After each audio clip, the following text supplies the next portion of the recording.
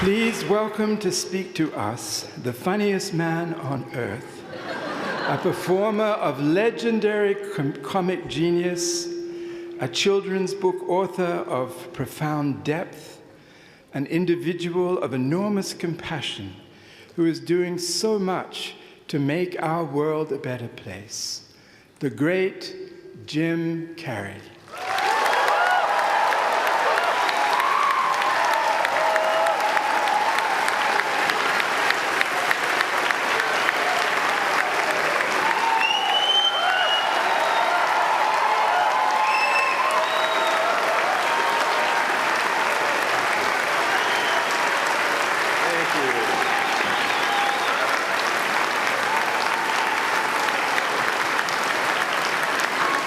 What are you sitting down for? I was going to milk that for a while. You guys can stretch that out in post, right? You can make that longer in the edit. Thank you, Bevin. Thank you all. Jai Guru Dev.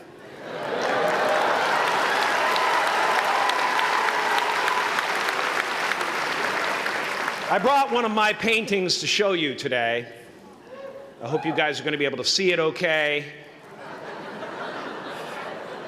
It's not one of my bigger pieces, so you might want to move down front. Get a good look at it. Faculty, parents, friends, dignified guests, graduating class of 2014. And all the dead baseball players coming out of the corn to be with us today. After the harvest, there's no place for them to hide. Fields are empty. There's no cover there. I'm here to plant a seed today, a seed that will inspire you to move forward in life with enthusiastic hearts and a clear sense of wholeness. The question is, will that seed have a chance to take root? Or will I be sued by Monsanto and forced to use their seed?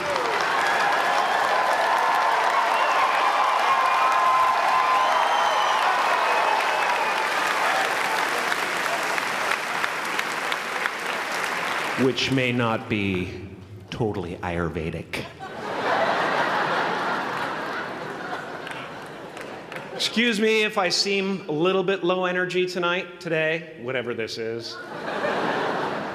I slept with my head to the north last night.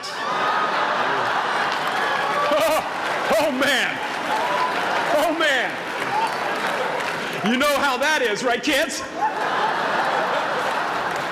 Yeah. Woke up right in the middle of Pitta, couldn't get back to sleep till Vata rolled around. Crazy.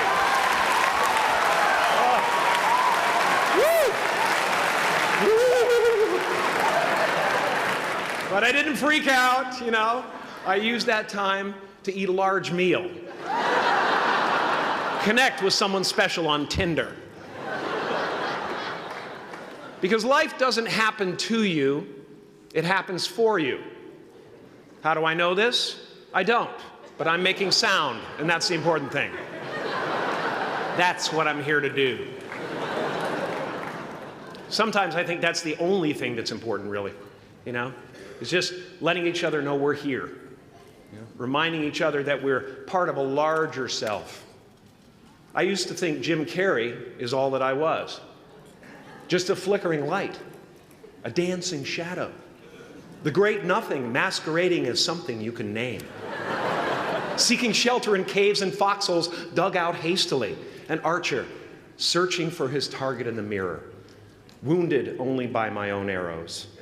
Begging to be enslaved, pleading for my chains, blinded by longing and tripping over paradise.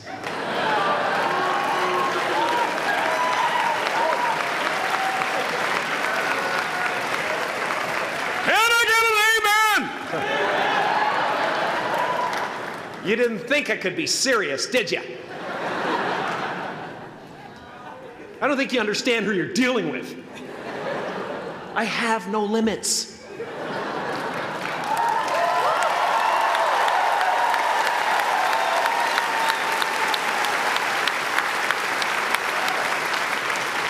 I cannot be contained because I'm the container. You can't contain the container, man. You can't contain the container. I used to believe that who I was ended at the edge of my skin, that I had been given this little vehicle called a body from which to experience creation. And though I couldn't have asked for a sportier model, it was, after all, a loaner and would have to be returned. Then I learned that everything outside the vehicle was part of me too. And now I drive a convertible.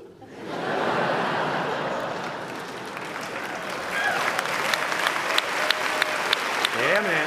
Top down, wind in my hair. Woo! I am elated and truly, truly, truly excited to be present and fully connected to you at this important moment in your journey. I hope you're ready to open the roof and take it all in. Okay, 4 more years then. They're obviously not ready. Just need some more cooking. Now, I want to thank the trustees, the administrators, the faculty of MUM for creating an institution worthy of Maharishi's ideals of education, a place that teaches knowledge and experience, the knowledge and experience necessary to be productive in life, as well as enabling the students through transcendental meditation and ancient Vedic knowledge to slack off twice a day for an hour and a half.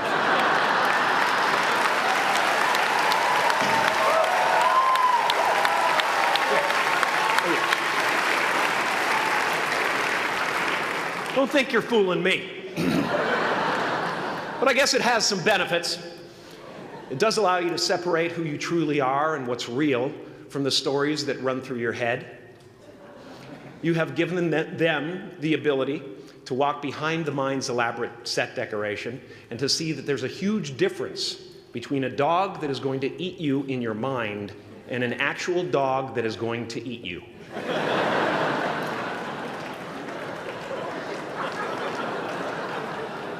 That may sound like no big deal, but many never learn that distinction. And they spend a great deal of their lives living in fight or flight response. I'd like to acknowledge all of you wonderful parents. Way to go. What a fantastic job you've done. For your tireless dedication, your love, your support, most of all, for the attention that you paid to your children. I have a saying, beware the unloved, because they will eventually hurt themselves or me. But when I look at this group here, you know, I feel really safe. I do. I'm just going to say it. My room is not locked. My room is not locked. No doubt some of you will turn out to be crooks. But white-collar stuff, you know, Wall Street, that type of thing, you know, crimes committed by people with self-esteem. Stuff parents can still be proud of in a weird way. And to the graduating class of 2017, -3. You didn't let me finish. Congratulations. Yes, give yourself a round of applause, please. Please.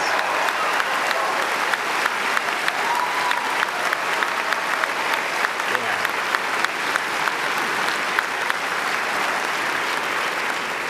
You are the vanguard of knowledge and consciousness, a new wave in a vast ocean of possibilities. On the other side of that door, there's a world starving for new ideas, new leadership. I've been out there for 30 years. She's a wildcat. Oh, she'll rub up against your leg and purr until you pick her up and start petting her, and then out of nowhere, she'll swat you in the face. It can be rough out there, but that's okay, because there's soft serve ice cream with sprinkles. I guess that's what I'm really trying to say here today. Sometimes it's okay to eat your feelings. Now, fear is going to be a player in your life, but you get to decide how much. You can spend your whole life imagining ghosts, worrying about the pathway to the future, but all there will ever be is what's happening here, and the decisions we make in this moment, which are based in either love or fear. So many of us choose our path out of fear disguised as practicality. What we really want seems impossibly out of reach and ridiculous to expect, so we never dare to ask the universe for it. I'm saying I'm the proof that you can ask the universe for it. Please.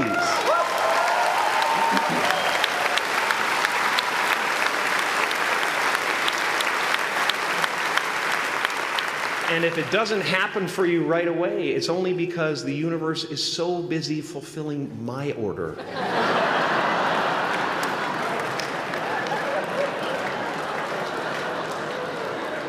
Party size! My father could have been a great comedian, but he didn't believe that that was possible for him.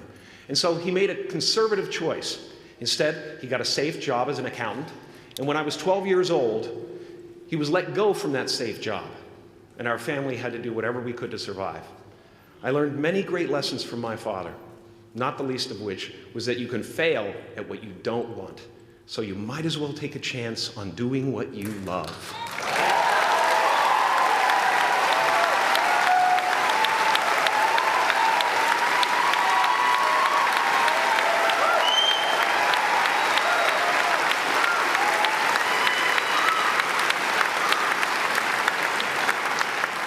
It's not the only thing he taught me, though. You know, I watched the effect of my father's love and humor and how it altered the world around me. And I thought, that's something to do. That's something worth my time. It wasn't long before I started acting up. You know, people would come over to the house and they'd be greeted by a 7-year-old throwing himself down a large flight of stairs. They would say, "What happened?" And I would say, "I don't know. Let's check the replay." I'd go back to the top of the stairs and come back down in slow motion.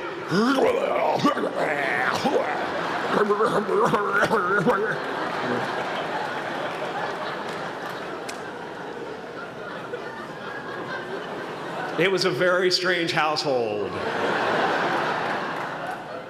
My father used to brag that I wasn't a ham, I was the whole pig. And he treated my talent as if it was his second chance. When I was about 28, after a decade as a professional comedian, I realized one night in LA that the purpose of my life had always been to free people from concern, just like my dad. And when I realized this, I dubbed my new devotion the Church of Freedom from Concern. The Church of FFC.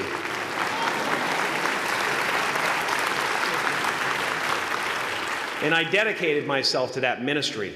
What's yours? How will you serve the world? What do they need that your talent can provide? That's all you have to figure out. As someone who's done what you're about to go and do, I can tell you from experience, the effect you have on others is the most valuable currency there is.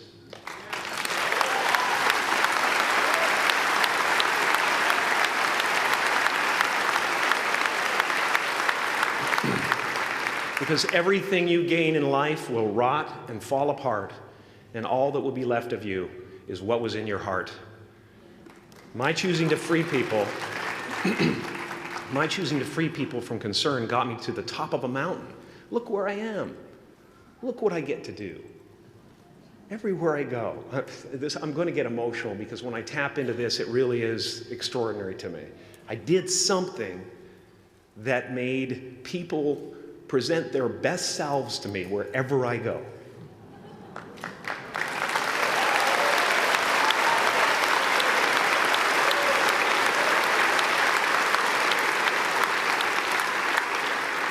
I am at the top of the mountain, and I was, and the only one I hadn't freed was myself, and that's when my search for identity deepened.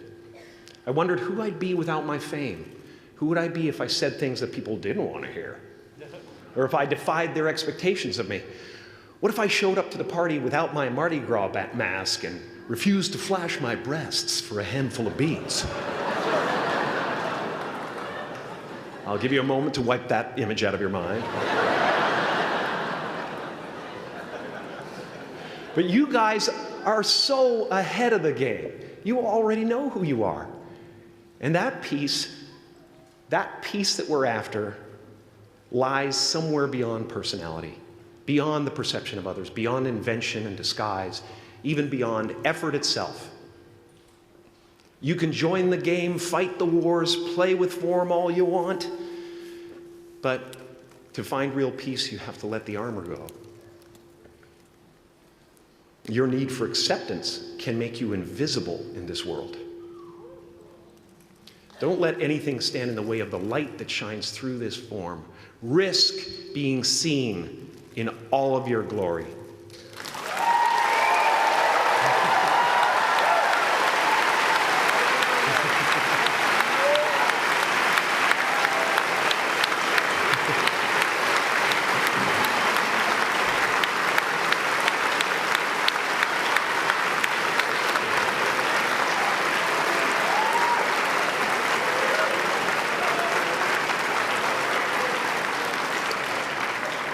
It's not big enough. This painting is big for a reason. It's called high visibility. It's about picking up the light and daring to be seen. Here's the tricky part. Everyone is attracted to the light. The party host up at the top, who thinks unconsciousness is bliss and is always offering to drink from the bottles that empty you. Misery below her. Despises the light, can't stand when you're doing well, wishes you nothing but the worst. The Queen of Diamonds, under him, needs a king to build her house of cards. And the hollow one down bottom there will cling to your leg and say, please don't leave me behind, for I have abandoned myself. Even those who are closest to you and most in love with you, the people you love most in the world, will find clarity confronting at times. This painting took me thousands of hours to complete. And when I was finished, thank you, thousands of hours, yes. I'll never get them back. I'll never get them back.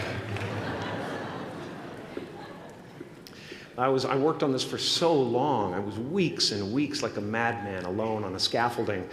And when I was finished, one of my friends said, this would be a cool blacklight painting. So I started over.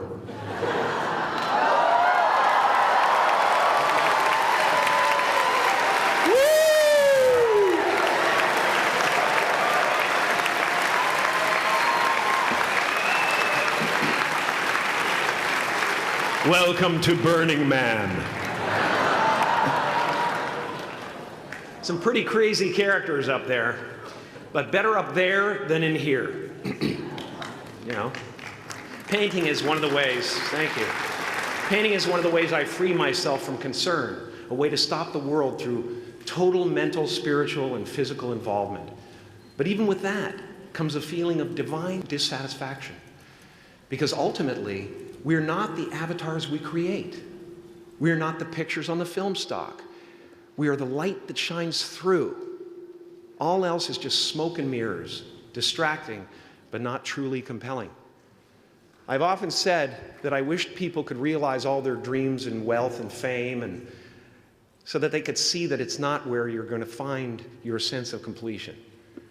Like many of you, I was concerned about going out into the world and doing something bigger than myself, until someone smarter than myself made me realize that there is nothing bigger than myself.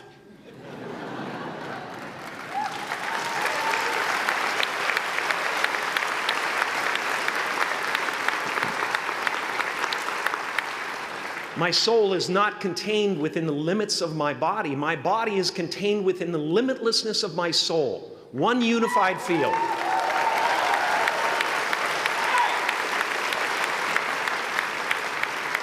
One unified field of nothing, dancing for no particular reason, except maybe to comfort and entertain itself.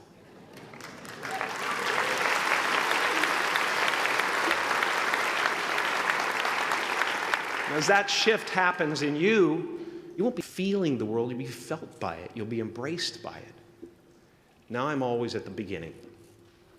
I have a reset button, and I ride that button constantly. Once that button is functioning in your life, there's no story that the mind could create that will be as compelling.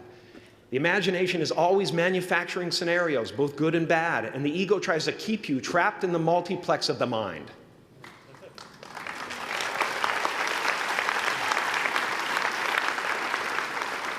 Our eyes are not viewers, they're also projectors that are running a second story over the picture that we see in front of us all the time. Fear is writing that script, and the working title is, I'll Never Be Enough.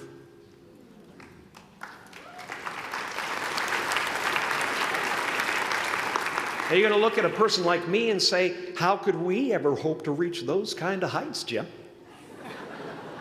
How can we make a painting that's too big for our home?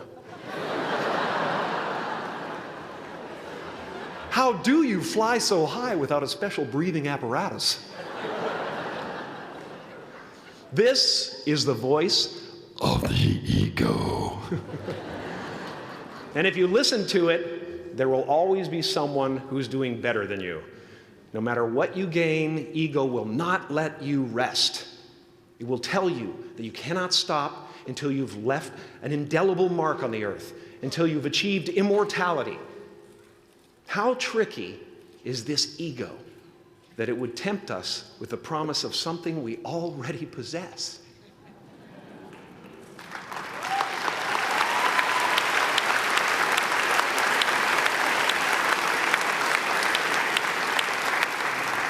So, I just want you to relax.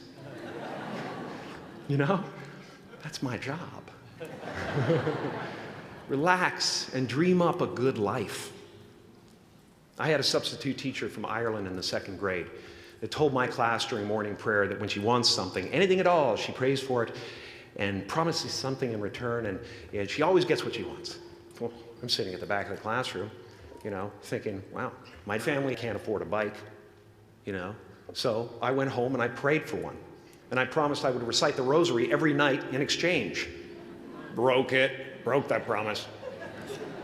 But 2 weeks later, I got home from school to find a brand new Mustang bike with a banana seat and Easy Rider handlebars. Yeah. From fool to cool. My family informed me that I had won the bike in a raffle that a friend of mine had entered my name in without my knowledge whatsoever. So that type of thing has been happening to me ever since. And as far as I can tell, it's just about letting the universe know what you want and working toward it while letting go of how it comes to pass.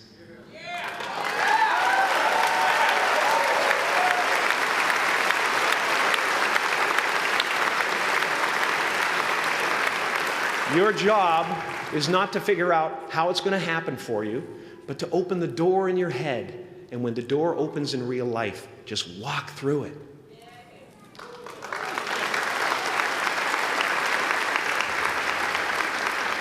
And don't worry if you miss your cue, because there's always doors opening. They keep opening. And when I say life doesn't happen to you, it happens for you, I really don't know if that's true. I'm just making a conscious choice to perceive challenges as something beneficial so that I can deal with them in the most productive way. You'll come up with your own style. That's part of the fun. Oh, and why not take a chance on faith as well?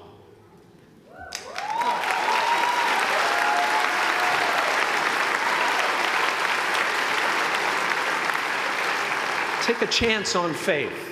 Not religion, but faith. Not hope, but faith. I don't believe in hope. Hope is a beggar. Hope walks through the fire, and faith leaps over it.